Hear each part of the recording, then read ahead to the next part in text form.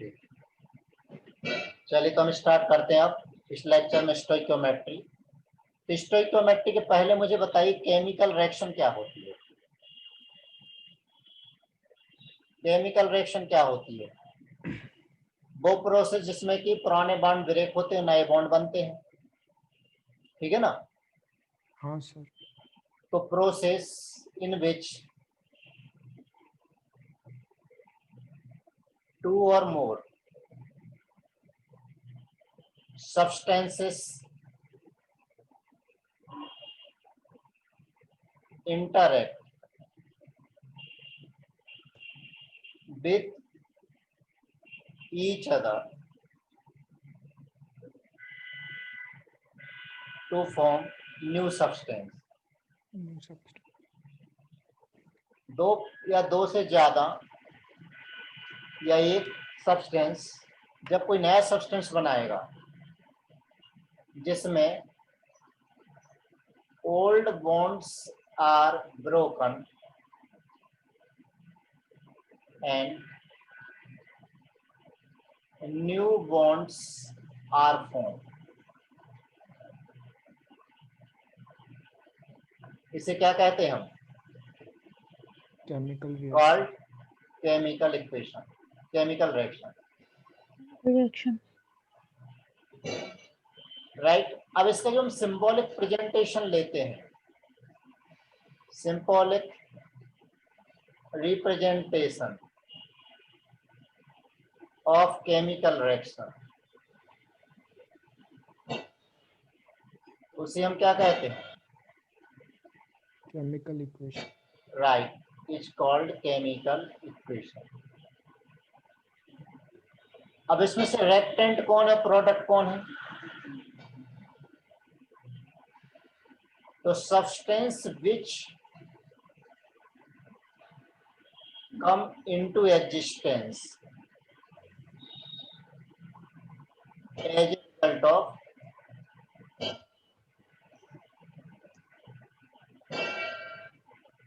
chemical reaction is called product।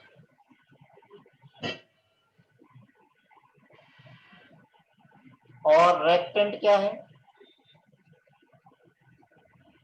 Reactant is the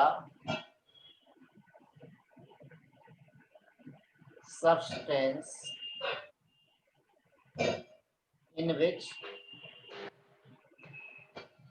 change is brought।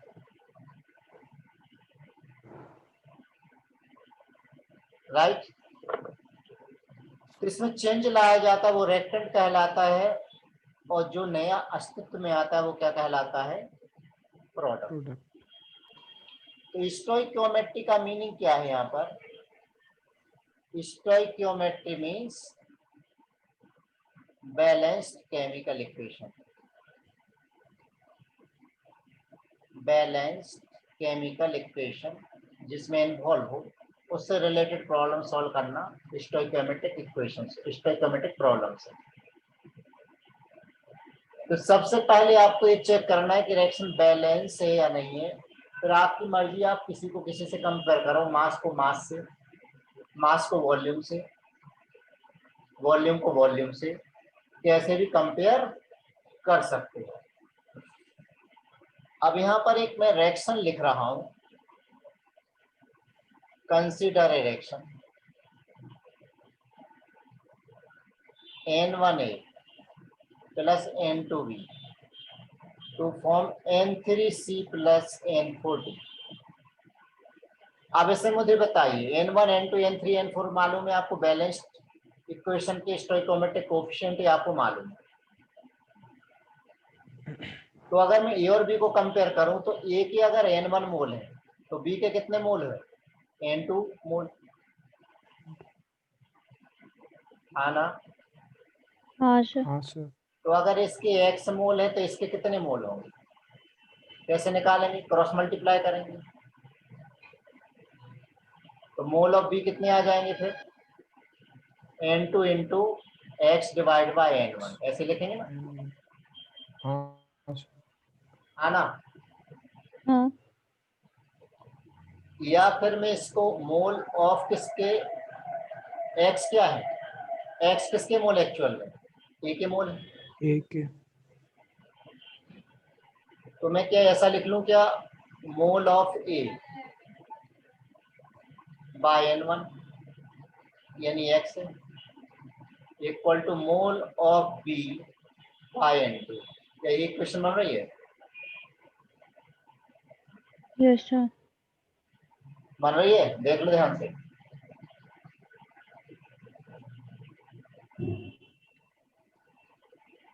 Aryan हाँ sir, बोल सकते हैं। बोल सकते नहीं, बोलना ही है, सकते का कोई काम नहीं। हाँ सर। ऊपर तो वाली हम इसलिए फाइनली क्या लिख लें, ऐसा लिख लें, मोल ऑफ ए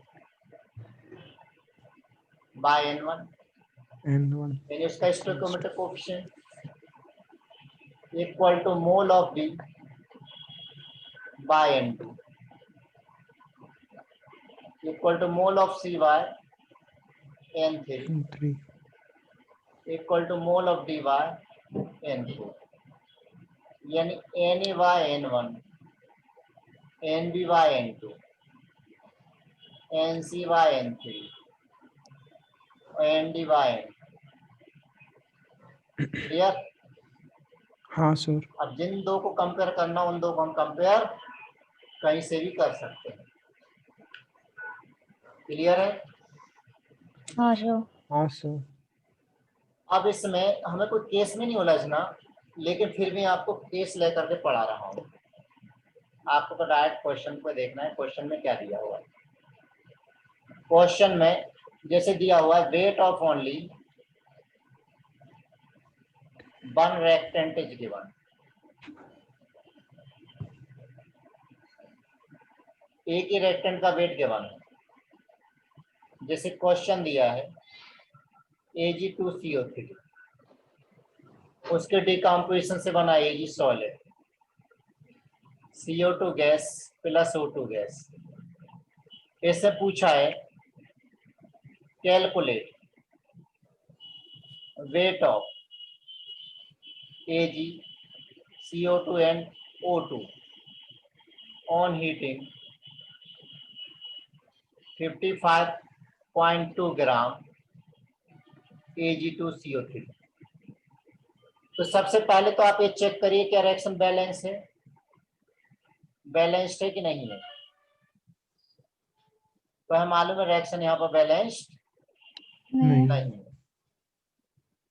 तो बैलेंस करने के लिए क्या करेंगे, यहाँ पर 2 सिल्वर है जबकि वहां पर 1 है, तो मैंने यहाँ पर 2 से मल्टीप्लाई कर दिया।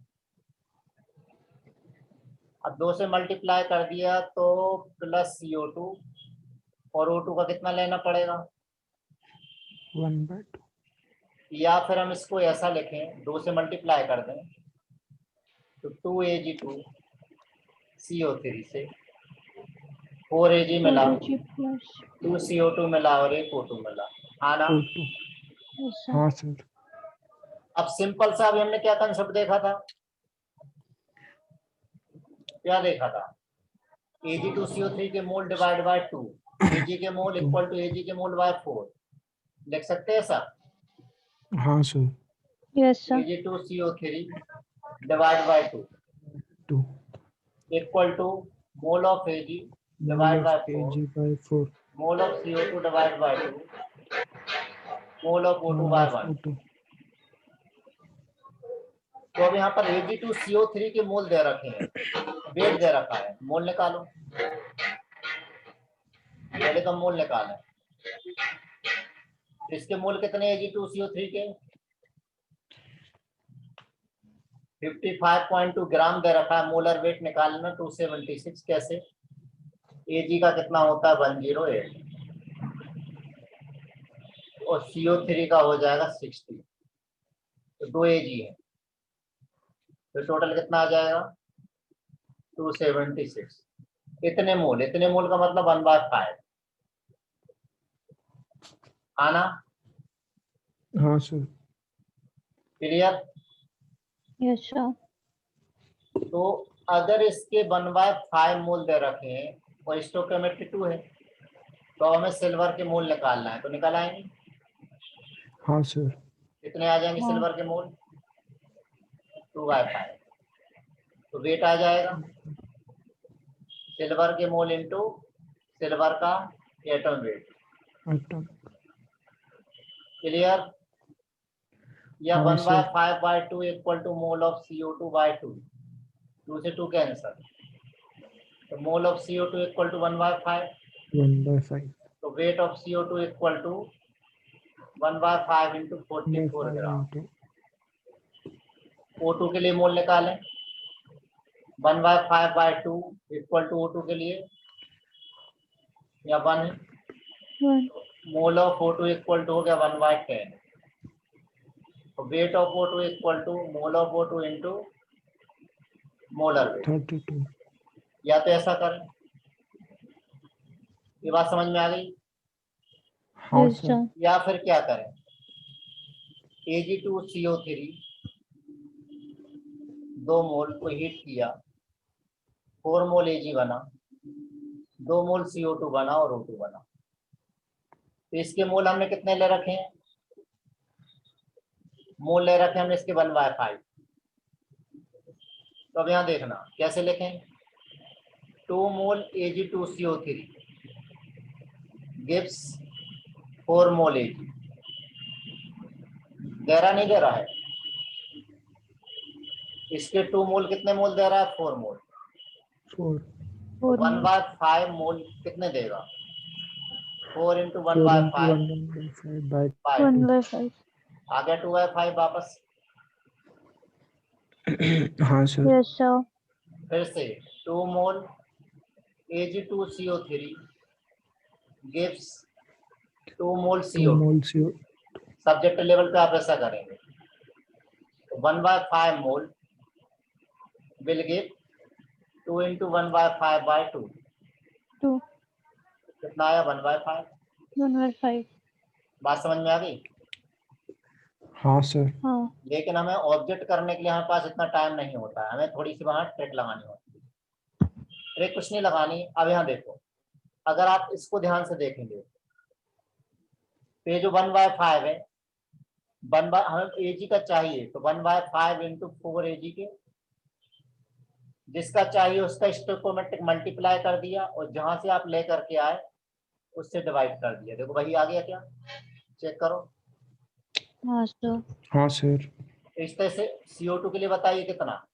1/5 into 2 1/5 into 2 divide by 2। divided by 2 इसका बताइए 1/5 इंटू 1/5 into 1 1 डिवाइड बाय 1 2 2। ये मोल आ गए, मोल आ गए तो वेट में कन्वर्ट कर पाओगे? हाँ सर। हाँ यूनिट sir, ये कहलाती है आपकी यूनिटरी मेथड। तो बोर्ड लेवल में आपको ऐसे करना है, इस तरीके से नहीं करना है शॉर्ट मेथड से जो अपन ने यहाँ लिखे हैं। नंबर 0 मिल जाएंगे और उसको समझ में नहीं आएगा, टीचर को करके आ जाएगा। आना हाँ हाँ सर। सब्जेक्टिव लेवल में आपको ऐसा करना है। अगले क्वेश्चन बढ़े। अब देखो कितना इजी लग रहा है। इन बैलेंस्ड केमिकल इक्वेशन, इन बैलेंस्ड केमिकल इक्वेशन 2a से बना 3b प्लस 5c। मैंने क्वेश्चन पहले दिया था बैलेंस पे। Calculate mole of A to get 7 mole of C। दो तरीके हैं। क्या तरीके हैं? दो तरीके। पहली मेथड, यहाँ पर देखिए हमें C के मोल दे रखे हैं, A के मोल निकालना है। तो C के मोल बताइए कितने हैं पहले बैलेंस्ड इक्वेशन में? 5 मोल of C 5 mole is produce, यानी बन रहा है, किससे बन रहा है? 2 मोल 2 ऑफ A mole से। of A तो बताइए 7 mole of C 7 mole will be produce from कितना? 7 into 2/4। 14/5 mole of A। आया आंसर? हाँ सर। एक तरीका तो ये हो गया। दूसरा तरीका, Na कितना 2 equal to Nb/3 equal to Nc/5। अब जिनके बारे में पूछा हम उनको कंपेयर कर लेते हैं। Na के मूल पता करना है, इक्वल टू 2। Nc के मूल कितने दे रखे हैं? 7। 7 तो Na की वैल्यू कितनी आ गई? 14/5। आना हाँ सर। हाँ तीसरे तरीके से देखिए, बोर्ड लेवल में आपको ये वाली मेथड यूज करना है लिखने में। देखो मैं हर लेवल लेके चल रहा हूँ। अब कोई टीचर बोले नहीं ऑनलाइन में ज्यादा ढंग से नहीं पढ़ा पाते, मुझे बताइए सही बोल रहे हो गलत बोल रहे हो? गलत बोल रहे हैं। पढ़ाने की इच्छा होना चाहिए, बच्चों के साथ मेहनत करना आना चाहिए। अब जैसे मैं मेहनत करता हूँ वैसी आज तक मुझे टीम नहीं मिली कि जो बिल्कुल मेरी जैसी मेहनत कर पाए। भाई आप ज्यादा लेक्चर लो, भाई कम कम टाइम पे लो, लेकिन लेक्चर ज्यादा लो। बच्चों को क्वेश्चन को प्रैक्टिस कराओ तब तो समझ में आएगा। देखो नहीं तो मूल बच्चों को, तुमने सुना होगा मूल तो गोल कर देता है। अब देखिए इसके कितने मूल दे रखे हैं? 7 मूल दे रखे हैं। हमें किसके निकालना है? इसके निकालना है। तो बताइए, जिसके निकालना है उसका मल्टीप्लाई और जिससे निकालना है उससे डिवाइड। डिवाइड। आ गया आंसर? हाँ सर। तो बताइए कितनी स्पीड से क्वेश्चन सॉल्व होंगे। Next question, calculate mole of hydrogen. अब मैं सिर्फ एक ही मेथड से बताऊंगा, from 5 mole of ammonia in the reaction. अभी तक मैंने सारी मेथड बता दी आपको। NH3 से बना N2 + H2। बताइए जल्दी करेंगे। सबसे पहले हम चेक करेंगे कि रिएक्शन बैलेंस है या करना नहीं। पड़ेगा। बैलेंस करो। अब बैलेंस करने के लिए हिट एंड ट्रायल मेथड यहाँ पर लगाएंगे क्योंकि बहुत बड़ी रिएक्शन नहीं है। तो बैलेंस करने के लिए हम क्या करेंगे, 2 मोल अमोनिया लेंगे तो N2 बन जाएगा और 3 मोल हाइड्रोजन। अब क्वेश्चन में हमें यस सर। हाइड्रोजन के मोल चाहिए, हाइड्रोजन के मोल चाहिए। और अमोनिया कितने दे रखे? 5 दे रखे। 5 दे रखे तो बोलो हाइड्रोजन के चाहिए, तो आंसर 5 × 3/2 3/2। आंसर हो गया। हो गया? हाँ सर। हाँ सर। कोई समस्या? नहीं। नो नहीं सर। नहीं है तो लेना चाहिए, समस्या होनी चाहिए। ठीक, जैसे कोरोना समस्या आई तो बाकी समस्या दूर हो गई। देखो दूसरी बीमारी लोगों को नहीं निकल रही है, नहीं तो अस्पतालों हाँ में भीड़ सर। लगी रहती थी। ईमानदारी से बताइए, हाँ यानी जो भी खाना पीना होता है घर का ही शुद्ध होता है, बाकी तो क्या कचरा है। कैलकुलेट वेट ऑफ, ये 12th में रिएक्शन है, ammonium dichromate to get 3.04 gram residue. Residue का मतलब सॉलिड इन द रिएक्शन। इसका नाम है अमोनियम डाइक्रोमेट, ऑरेंज कलर का कंपाउंड है, सॉलिड है। तो इसको हीट करते हैं तो बनता है N2 gas plus Cr2O3 solid plus H2O liquid. ठीक है, शुरू हो जाए। क्रोमियम का मोलर वेट होता है 52। बताइए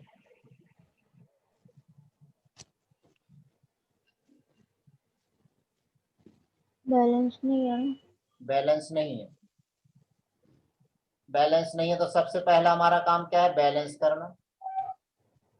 बैलेंस करेंगे हम इसको NH4 whole twice Cr2O7। Nitrogen के 2 एटम हैं, बिल्कुल हैं। क्रोमियम के 2 हैं, बिल्कुल हैं। अब क्या बैलेंस नहीं है? वाटर बैलेंस नहीं है। 4 मोल वाटर ले लीजिए, बैलेंस हो गए।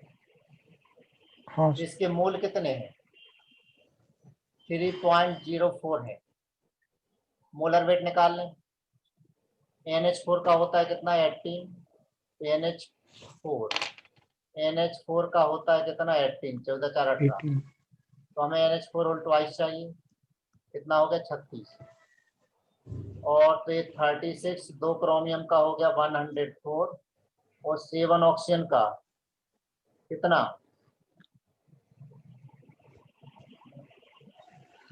102।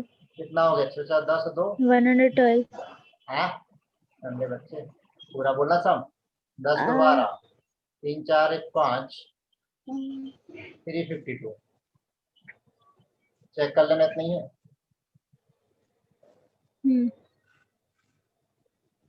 गड़बड़ लग रही मुझे। Sir 252 sir. 252 हाँ 250। तो सही तो किया ना, एक बार चेक कर लो। अब सही है। 36 ठीक है, 104 और राइट 10 12 3 4 5 2 252। सही है सर। आप 252 और 3.04 डिवाइड करो, कितना आ रहा है? ये टेंशन वाला काम है। 252 बाय कैलकुलेटर है ना आपके पास? 3.04। कुछ तो गड़बड़ किया इसमें, क्योंकि जो मैं डाटा लिया था वो डाटा कुछ ऐसा लिया था जिससे आपका कैलकुलेशन इजी हो जाए।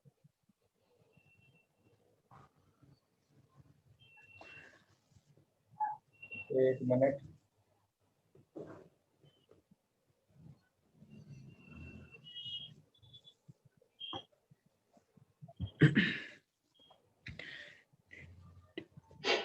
हो सही तो कर रहा हूँ यार। ठीक है,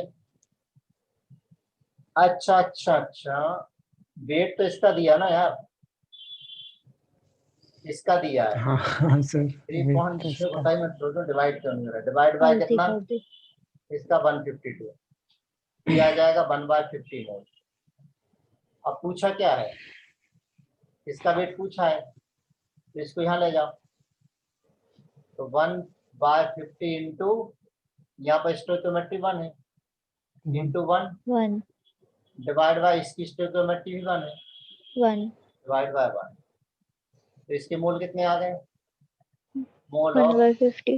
NH4 whole twice Cr2O7 equal to 1/50। 1/50। तो वेट निकाल लीजिए, 1/50 इंटू 252 ग्राम। हाँ ना, हाँ हाँ सर। मजा आ रहा है? हाँ सर। चलो तो और मजे लो। Involving reaction involving more than 1 reactant, ठीक है ना। बट एक ही अमाउंट दे रखी है, amount of only 1 is given, जिसकी दे रखी उसी से हमें सॉल्व करना है। जैसे क्वेश्चन दिया है, calculate mass of H2S4 required to neutralize 11.2 gram KOH। Reaction दे रखी 2 KOH plus H2SO4 to form K2SO4 plus H2। Balance कर दी मैंने। चलिए अब हमें क्या चाहिए? H2SO4 का चाहिए, तो इसके मोल निकालो। इसके मोल कितने? 11.2 डिवाइड बाय 56 यानी 1/5। 1/5 इसके मोल है, तो इसके मोल कितने होंगे? 1/5 इंटू 1/2, 2। राइट। तो मोल ऑफ हाँ H2SO4 सर। कितना आया? 1/10 आ गया। 1/10। Weight of H2SO4 equal to mole of H2SO4 into molar weight. Answer 9.8 gram. Clear? दूसरा question, calculate weight of O2 required to burn 54 gram aluminium. रिएक्शन है aluminium plus O2 to form Al2O3। सबसे पहले तो हमें रिएक्शन को balance करना है। बैलेंस करने के लिए क्या करेंगे? 4 एल्यूमिनियम ले लीजिए और 3 O2 ले लीजिए, तो 2Al2O3 आ जाएगा।